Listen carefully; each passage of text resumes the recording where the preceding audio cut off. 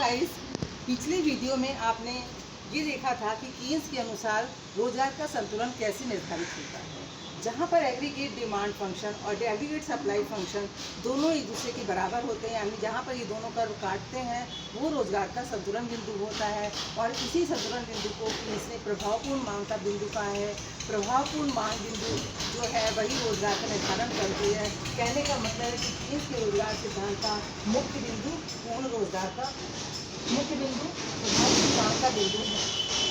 जैसे ये है एग्रीगेट डिमांड कर्व, ये है एग्रीगेट सप्लाई कर्व, ये एग्रीगेट डिमांड कर्व है, दोनों एक दूसरे को काट रहे हैं ई बिंदु पर। तो ई बिंदु ये है रोजगार का संतुलन बिंदु। अब संतुलन की इस अवस्था में कितने व्यक्ति एम्प्लॉयड हैं? ओपी। जबकि अर्थव्यवस्था में कुल व्यक्ति हैं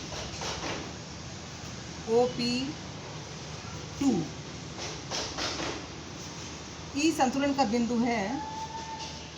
संतुलन की इस अवस्था में ADP और ASP दोनों ही OM के बराबर हैं। OM क्या है? प्राप्तियां हैं, और लागतें भी OM के बराबर हैं, दोनों एक दूसरे के बराबर हैं। इसलिए ई बिंदु पर रोजगार का संतुलन बिंदु है।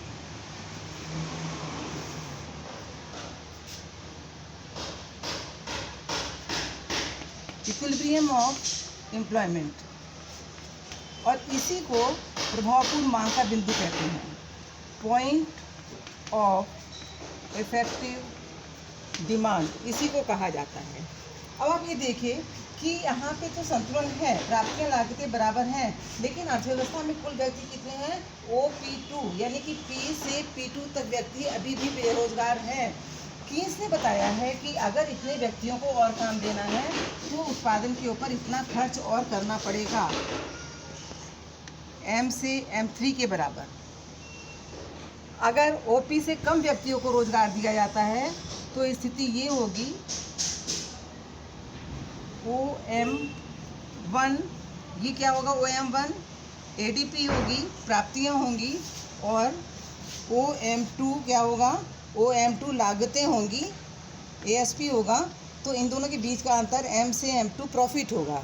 इस प्रॉफिट से आकर्षित होकर साहसी उत्पादन बढ़ाएगा, और उत्पादन बढ़ाने के लिए रोजगार में व्यक्तियों की संख्या में वृद्धि करेगा, रोजगार में अधिक से अधिक व्यक्तियों को लगाएगा, जिससे कि रोजगार बढ़ेगा। लेकिन उत्पादन को बढ़ाकर रोजगार को बढ़ाना तभी तक संभव है जब तक कि एग्रीगेट डिमांड और सप्लाई दोनों बराबर ना हो जाए।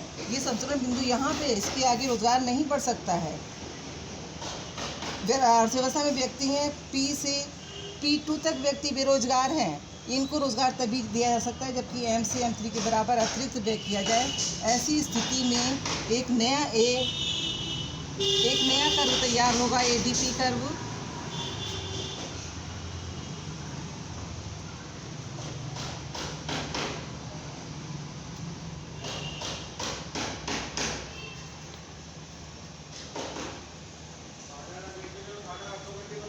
ADP dash.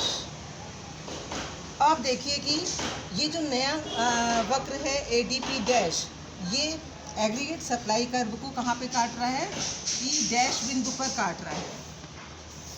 तो ये E डैश जो बिंदु है ये पूर्ण रोजगार का बिंदु है। इस बिंदु पर सबको काम मिल गया है। P से P2 तक व्यक्ति बेरोजगार थे, इनको भी इतना खर्चा करके रोजगार दे दिया गया है, पूर्ण रोजगार हो गया है। इसलिए ये जो E डैश बिंदु है ये पॉइंट ऑफ फुल एम्प्लॉयमेंट है, फुल एम्प्लॉयमेंट। तो इस तरह से आपने देखा कि रोजगार का संतुलन बिंदु और पूर्ण रोजगार का बिंदु दो अलग अलग बिंदु होते हैं। रोजगार का संतुलन बिंदु वो होता है जहाँ पर एग्रीगेट डिमांड और एग्रीगेट सप्लाई दोनों बराबर हो जाते हैं। लेकिन संतुलन की अवस्था में ये आवश्यक नहीं है कि सबसे रोजगार मिल जाए, जैसा कि दिखाया गया संतुलन ई पर है, लेकिन फिर